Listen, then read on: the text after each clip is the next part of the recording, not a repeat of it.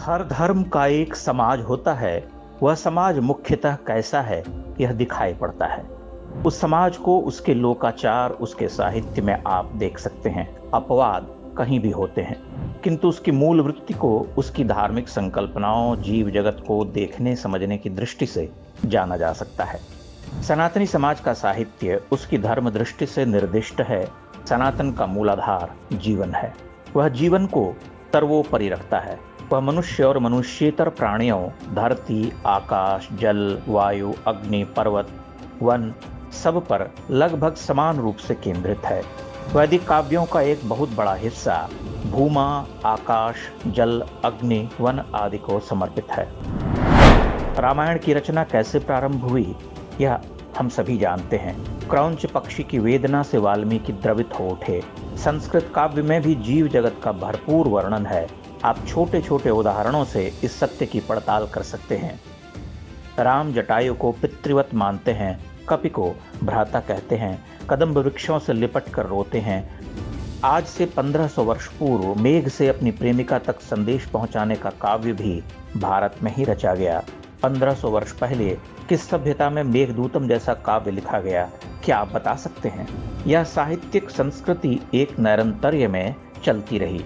लोक भाषाओं में भी जीवन की अभ्यर्थना है, जीवन के गीत हैं। जहाँ भी जीवन के संकेत दिखाई देते हैं, वहाँ काव्य रचे जाते हैं। इसीलिए वर्षा, बसंत और शरद आदि ऋतुओं पर भारत में सर्वाधिक कविताएं मिलती हैं।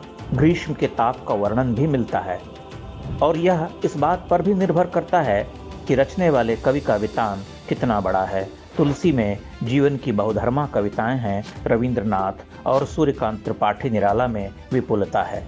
चूंकि सनातन सदैव जीवन को सर्वोपरि मानता रहा है, इसीलिए उसके समाज और साहित्य में जीव जगत और उसके अविभाज्य अवयवों की अधिक कद्र है।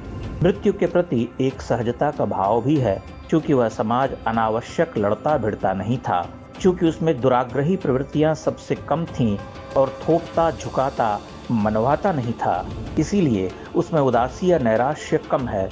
दुख का चित्रण खूब है, पीड़ा धिक्कार भी है, किंतु अंततः आनंद है, जीवन है। पश्चिम या किसी अन्य भाषा के काव्य में, मसलन उर्दू, फारसी आदि में जीवन के इन अविभाज्य अवयवों के प्रति ऐसा उत्कट अनुराग नहीं दिखता। वहाँ प्रेम का संप्रेषण, अलगाव, धोखा, विलाप और अंधकार अधिक है। पश्चिम के रोमांटिक कवियों ने ऋतुओं के गान गाए हैं, लेकिन उस तरह से नहीं जिस तरह से भारतीय काव्य में गाए गए हैं। पश्चिमी रोमांटिक काव्य में शिशिर की क्लांत सिहरन है, बसंत का वैभव भी है, किंतु मेघदूत नहीं है। इसे आप बहुत सरलता से समझ सकते हैं कि ज्यों-ज्यों हिंदी कविता अधिक सेक्युलर होती गई, वह मूल संस्कारों से उखड़ती चली गई। हिंदी के अधिकांश बड़े कवि सेक्युलर नहीं थे, उनमें आधुनिकता बोध या मॉडर्निज्म के साथ सनातनी संस्कार भी थे।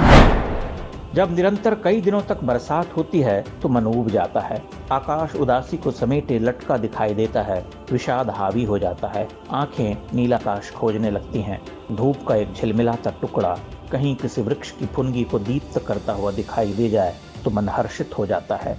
मन तुलसी को ध्यान धरता है। वर्षा विगत शरद ऋतु आई। इसके बाद अब गालिब को पढ़िए।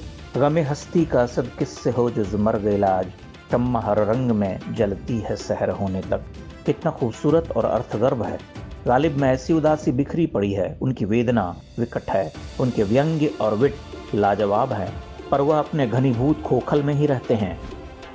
उर्दू कविता में यदा कदा चांदनी गाती है, सूरज कभी शोला सा उठता है, लेकिन वह नदी, पहाड़, वन, वर्षा, खेत, धूप पर निसार नहीं होता। वह उनमें डूबता नहीं, उनके साथ बह नहीं पाता।